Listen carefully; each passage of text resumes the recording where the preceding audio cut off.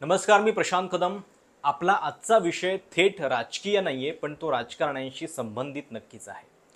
अशा विषयावर आपण सगळे गप्प असतो, आवाज उठवत नाही। एखादी मोठी दुर्घटना झाली की फक्त चर्चा करतो आणि नंतर पुन्हा ही सगळी व्यवस्था मोकाटपणे चालवायला राजकारण्यांना, प्रशासनाला मुभा देऊन टाकतो।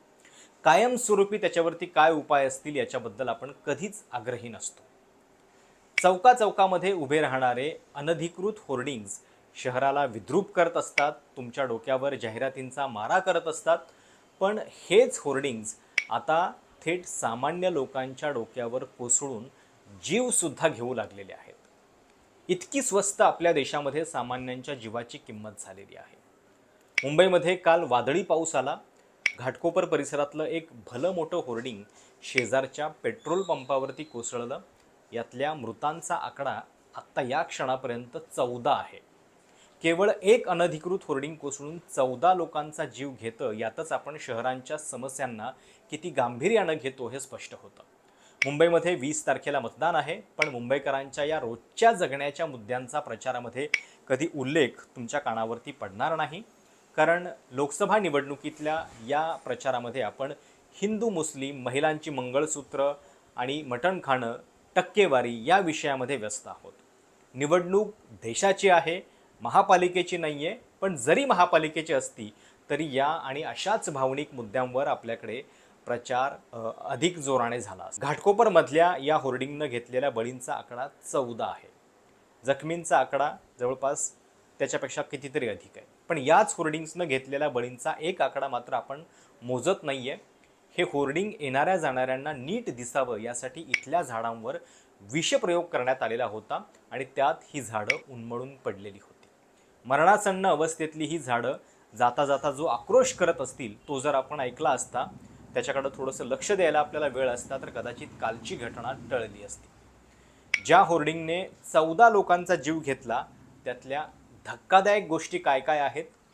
एकतर हे होर्डिंग होतं तब्बल 120 बाय 120 फुटांचं। म्हणजे एरवी मुंबई महापालिका किती आकाराच्या होर्डिंगना परवानगी देते, तर 40 बाय 40। त्याच्या जवळपास तिप्पट आकाराचं इतकं मोठं होर्डिंग असल्यानं त्याची लिम्का बुक ऑफ रेकॉर्ड्समध्ये सुद्धा याच्या आधीच नोंद झाल्याचं एका बातमीत म्हटलेलं आहे।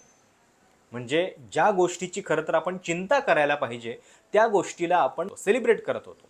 रस्त्यावर इतक्या मोठ्या आकाराचं होर्डिंग कुठल्या आधारावर टिकू शकेल याचा साधा विचार सुद्धा आपल्या डोक्यामध्ये कसा काय येत। दुसरी धक्कादायक गोष्ट म्हणजे या होर्डिंगसाठी परवानगीवरून आरोप प्रत्यारोप सुरू आहेत। ज्या जागेवर हे होर्डिंग आहे ती जागा होम डिपार्टमेंट, पोलीस हेडक्वार्टर यांच्या नावानं नोंद आहे। मुंबई महापालिका म्हणते की आमची कुठलीही परवानगी न घेता हे होर्डिंग उभारलं गेलेलं होतं। आता हे होर्डिंग कधीपासून उभारलं गेलेलं होतं, तर एप्रिल 2022 पासून। म्हणजे जवळपास 2 वर्ष हे होर्डिंग उभं होतं। आता जर मुंबई महापालिका म्हणतीये की आमची कुठलीही परवानगी घेतलेली नव्हती, तर हे एवढं भलं मोठं होर्डिंग त्यांना गेल्या 2 वर्षामध्ये दिसलं नव्हतं का? ते तात्काळ हटवण्यापासून त्यांना कुणी रोखलेलं होतं? एखाद्या शहरामध्ये आपल्या परवानगीविना गोष्ट घडतेय आणि ती इतक्या ढळढळीतपणे दिसतेय, तर त्याच्याबद्दल केवळ पत्र पाठवणं आणि बघ्याची भूमिका घेण्याचाच खेळ सुरू होतो का? ज्या इगो मीडियानं हे होर्डिंग्ज लावलेलं होतं त्यांनी या परिसरात लावलेलं हे एकमेव होर्डिंग नाहीये, तर तब्बल 8 अनधिकृत होर्डिंग्ज लावलेले होते। आणि आता ती इतर 8ही होर्डिंग पुढच्या 10 दिवसामध्ये काढा असा आदेश बीएमसीनं दिलेला आहे।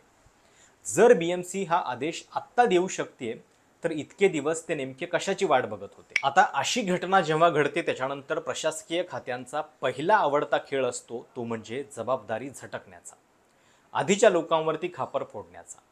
हे होर्डिंग इथं एप्रिल 2022 पासून लागलेलं होतं। त्यावेळी ज्यांनी परवानग्या दिल्या ते जर याच्यामध्ये दोषी असतील, तर नंतर 2 वर्ष ज्यांनी ही अनधिकृत गोष्ट चालू ठेवली ते पण याच्यामध्ये दोषी नाही आहेत का? कुठलाही अधिकारी इल्लीगल काम हे अनेकदा राजकारण्यांच्याच दबावापोटी करत असतो। त्यामुळं हे नियमाच्या पलीकडच्या आकाराचं होर्डिंग लावायला, तेही योग्य नियमांची पूर्तता न करता लावायला नेमका काय व्यवहार झालेला होता हा देखील प्रश्न आहे। ही घटना घडल्यानंतर साहजिकच एका गोष्टीवरनं खूप राजकारण सुरू आहे, आरोप प्रत्यारोप सुरू आहेत, ते म्हणजे भावेश भिंडे या नावावरून। हा भावेश भिंडे उद्धव ठाकरेंच्या शिवसेनेशी असोसिएट आहे, सुनील राऊत यांच्यासोबत त्यानं पक्षामध्ये प्रवेश केलेला होता आणि त्यामुळं या सगळ्या होर्डिंगला परवानगी देताना नेमकी कुठल्या टक्केवारीची चर्चा झालेली होती याच्या संदर्भात आज दिवसभरामध्ये अनेक भाजप नेत्यांनी प्रश्न उपस्थित केलेले आहेत. किरीट सोमय्या यांनी पत्रकार परिषद घेतली आणि भावेश भिंडे याच्या विरोधात जी तक्रार दाखल झालेली आहे त्याच्यानंतर तो फरार आहे, त्याच्या विरोधात लुकआउट नोटीस जारी करायला पोलिसांना आपण सांगितलेलं आहे, हे त्यांचं म्हणणं आहे. एप्रिल 2021 मध्ये म्हणजे ज्यावेळी राज्यामध्ये ठाकरे सरकार होतं त्या काळामध्ये या परवानग्या दिल्या गेल्या असा किरीट सोमय्यांचा आरोप आहे. सोबत ते असंही म्हणतायत की असं एक नव्हे तर मुंबई शहरामध्ये जवळपास 1000 इल्लीगल होर्डिंग्ज या काळात लागले गेलेले आहेत. पण मग जर ठाकरे सरकारनं हे केलेलं होतं तर पुढच्या 2 वर्षामध्ये म्हणजे आता ठाकरे सरकार जाऊन सुद्धा जवळपास 2 वर्ष उलटलेली आहेत, या 2 वर्षामध्ये ही सगळी होर्डिंग्ज जी आहेत ती तशी चालू का राहिली? जर त्यांच्यावरती टक्केवारीचा आरोप होता त्याच्याबद्दल जे काही दोषी असतील त्यांच्यावरती कारवाई नक्कीच व्हायला हवी, पण नंतर मग ही टक्केवारी कुणाकडे जात होती? या टक्केवारीचे हप्ते मातोश्रीवरच जात होते की तुमच्या खिशामध्ये जात होते? 2 वर्ष या सगळ्या संदर्भात कारवाई का नाही झाली? हा सुद्धा याच्यातला गंभीर प्रश्न आहे आणि त्यामुळं सामान्यांच्या दृष्टीनं या राजकारणापेक्षा देखील महत्त्वाचा प्रश्न आहे तो म्हणजे अशा स्वरूपाच्या अनधिकृत गोष्टी, अनधिकृत होर्डिंग्ज कायमस्वरूपी बंद होणं. राजकारणाच्या दृष्टीनं आरोप प्रत्यारोप होत राहतील, शेवटी तुमच्याच सभांचे, तुमच्याच नेत्यांचे होर्डिंग्ज या सगळ्या फलकांवरती आम्हाला बघावे लागत असतात, त्याच प्रतिमा झळकत असतात.